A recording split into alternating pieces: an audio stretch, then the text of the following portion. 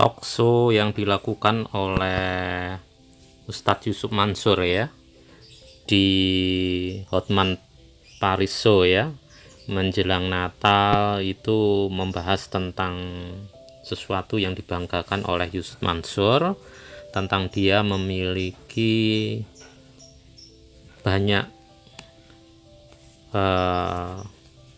tempat-tempat untuk tahfiz Al-Quran ya di seluruh Indonesia, terus bahkan ke luar negeri gitu ya, yang dibanggakan oleh Ustadz Yusuf Mansur pada acara di Hotman Paris Show tersebut ya. Hal ini ditanggapi oleh seseorang yang bernama Ustadz Tabrani Sabirin ya. Melalui channelnya dia mengatakan bahwa apa yang dilakukan oleh Ustadz Yusuf Mansur yang disebutkan di acara Hotman Paris Show tersebut adalah sesuatu kebohongan, bisa dikatakan juga penipuan secara publik ya. Dan di sini Ustadz Tabrani Sabirin ini juga menggunakan logikanya ya, kenapa dia menyebut Ustadz Yusuf Mansur itu pembohong dan penipu. Dia jelaskan secara lengkap, secara detail gitu ya. Memang kalau kita dengarkan apa yang dikomentari Ustadz Tabrani Sabirin terhadap apa yang diomongkan Yusuf Mansur di acara talkshow-nya Hotman Paris, itu memang secara logika ada benarnya ya. Logika ya, kita berbicara logika, apakah benar atau tidak kita nggak tahu ya. Karena itu kami angkat ya masalah ini di Pesona TV, setidak-tidaknya kita punya gambaran gitu ya, apakah benar apa yang diceritakan Yusuf Mansur, apakah kritisan daripada Ustadz Tabrani Sabirin itu juga benar gitu ya. Jadi kita mengadu argumen aja ya, apa yang disampaikan siapa di antara dua argumen tersebut yang dibanggakan oleh Yusuf Mansur, rumah tahfiznya tersebut, apakah kritikan daripada Ustadz Tabrani Sabirin tersebut yang sesuai fakta ya. Kita dengarkan aja secara lengkap, kalau bisa tonton secara lengkap biar Anda paham ya, tidak terpotong-potong informasinya sehingga tidak miskomunikasi ya. Tapi sebelum menonton video ini jangan lupa untuk subscribe, like, komen, dan share ya. Assalamualaikum warahmatullahi wabarakatuh. Para pemirsa, kembali kita akan membahas seputar tuduhan bahwa Yusuf Mansur itu suka berbohong dan suka menipu. Dalam talk show di Hotman Paris Show menjelang Natal kemarin, nampaknya Yusuf Mansur mencoba melepaskan unek-uneknya, menceritakan tentang kehebatannya yang mempunyai hampir 9.000 rumah tahfiz yang tersebar di beberapa tempat, bahkan di beberapa negara. Menurut penjelasannya, rumah tahfiznya tidak hanya ada di Indonesia, tapi juga ada di Hong Kong, ada di Jepang, ada di Kairo, ada di Jordan, ada di Nigeria, ada di Sudan, dan Somalia. Apakah hal ini mungkin terjadi? Realistiskah cerita Yusuf Mansur? Menurut pandangan kita, yang disampaikan oleh Yusuf Mansur itu hanyalah membual, kata orang Jakarta. Dalam bahasa Arab disebut berbohong atau membohongi, dan orangnya disebut sebagai seorang pembohong. Dalam bahasa Arab itu dikenal dengan kata-kata kadzaba yakdzibu kizban fahuwa kadzib, itu berbohong, membohongi, maka pelakunya disebut sebagai pembohong atau pelaku kebohongan. Kalau dia terus-terus melakukan kebohongan, maka disebut dengan kadzab. Maka Yusuf Mansur ini dalam bahasa Arab bisa juga disebut dengan Abul Kadzab. Kenapa demikian? Untuk membangun rumah tahfiz yang jumlahnya 9.000 tentu bukanlah hal yang mudah. Misalnya ada rumah tahfiz di lintas negara, katakanlah di Hong Kong. Ya Hong Kong di mana? Bukankah itu negara orang?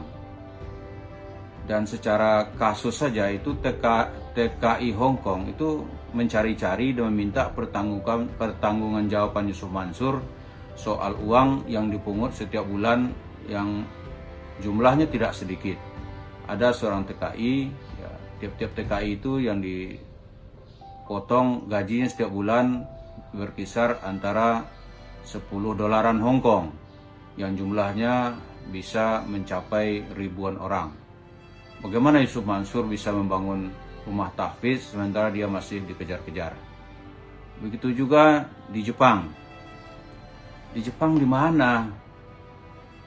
Orang yang belajar tahfiz di Jepang orang mana? Ini suatu hal-hal yang aneh. Dan lebih aneh lagi, Yusuf Mansur bilang punya 6 rumah tahfiz di Kairo. Saya tentu saja masih hafal ya, pojok-pojok kota Kairo. Di mana Yusuf Mansur membangun rumah tahfiz? Kemudian siswanya atau santrinya orang mana? Orang Arab. Orang Arab ngapain belajar ke rumah tahfiznya Yusuf Mansur? Itu di emperan Masjid Al-Azhar, di pintu gerbang Masjid Husain atau di Raba'ah, itu berseliweran para hafiz. Itu anak-anak kecil yang belum kenal mandi, dalam bahasa kitanya ini masih celometan atau celemotan, itu sudah hafal, minimal dia menghafal 10 juz Al-Quran. Yang kerjanya masih, ya kalau kita datang, hat gini, minta uang 1 pon gitu, itu hafal. Dan kalau nanti menjelang masuk sekolah dasar, dia bisa menghafal 20 juz dari Al-Quran, maka orang tuanya merasa yakin dia bisa menjadi syekh gitu. Maka akan disekolahkan di sekolah agama di Al-Azhar.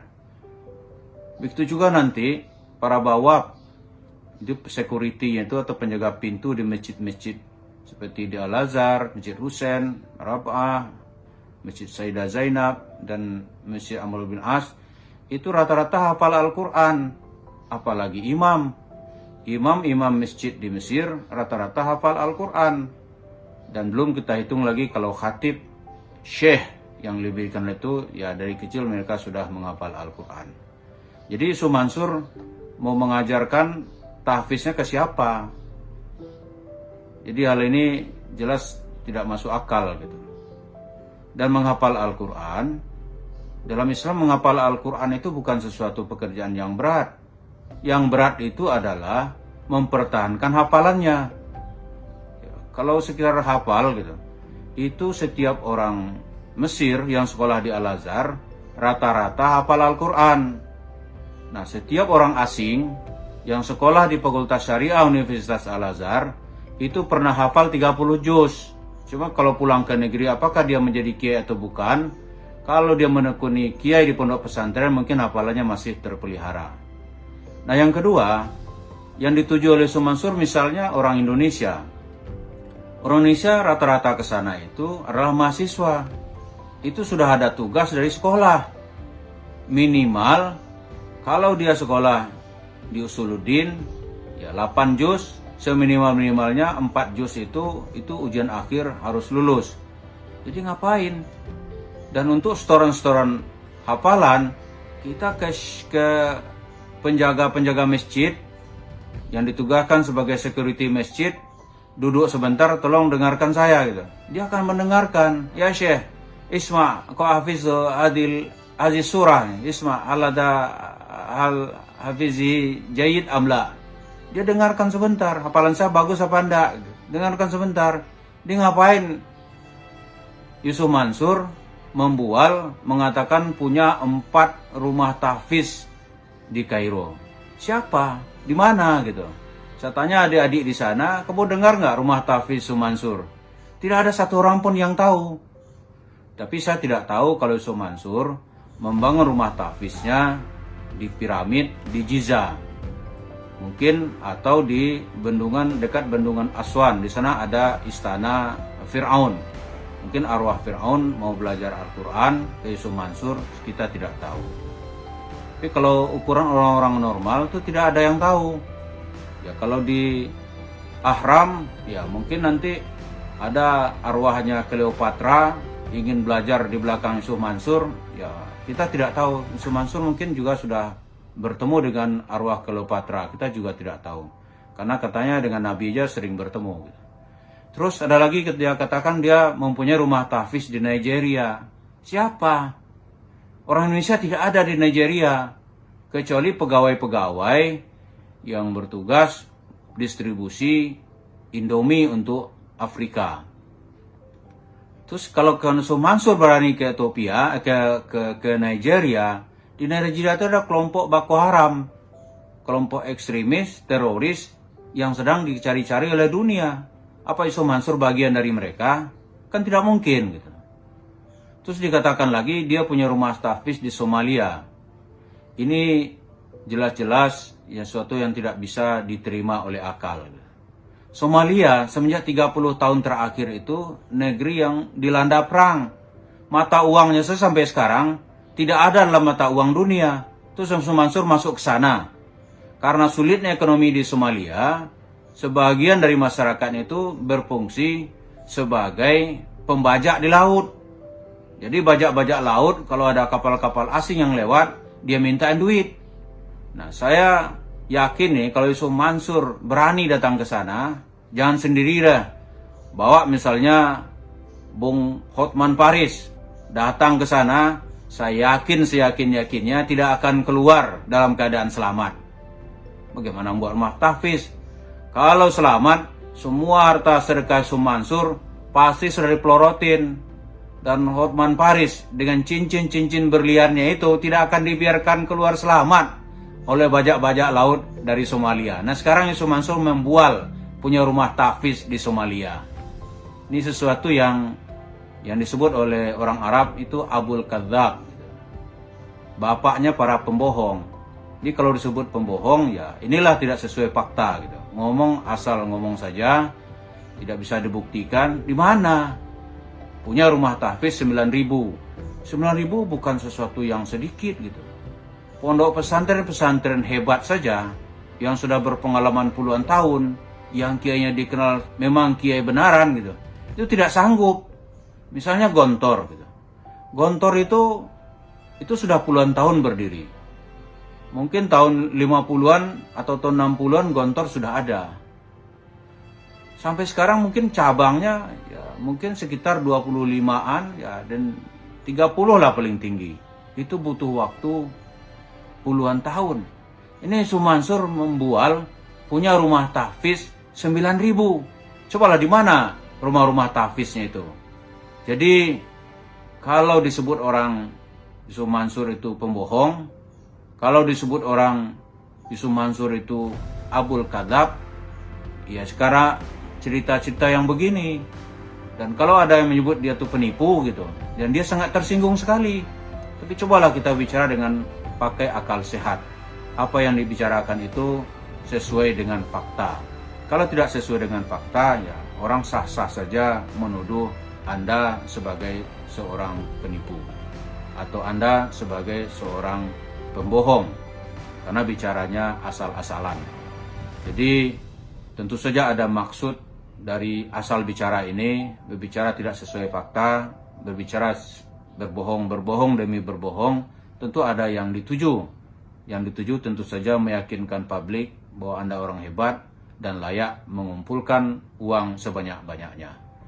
Demikian agar kita menjadi waspada dan bisa memilah-milah mana ucapan yang bisa diterima akal, yang sesuai dengan fakta, mana yang ucapan itu hanyalah bualan kosong, penuh dengan ketidakjelasan. Terima kasih. Wassalamualaikum warahmatullahi wabarakatuh.